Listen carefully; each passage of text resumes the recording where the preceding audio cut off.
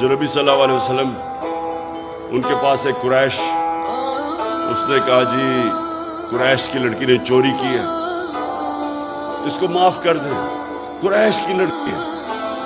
تو انہوں نے کہا کہ میری اگر بیٹی بھی چوری کرے گی تو اس کو سزا ملے گی کہ کوئی قانون سے اوپر نہیں ہے۔ اور پھر انہوں نے یہ کہا کہ تمہارے سے پہلے قومیں تباہ ہوئی، جدھر ایک چھوٹا چور چوری کرتا تھا وہ جیل میں چلا جاتا تھا، لیکن طاقتور کو اس ملک کا انصاف کا نظام نہیں سزا دے سکتا تھا، قوم تباہ ہو جاتی ہے۔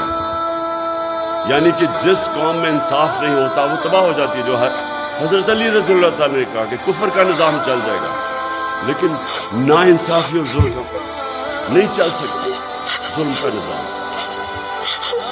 آج اگر آپ نے دیکھنا ہے عدل اور انصاف، میں آپ کو ملک بتا دیتا ہوں، سوئٹزرلینڈ چلے جائیں، سب سے خوشحال ملک ہے، وسائل ہیں ہی نہیں۔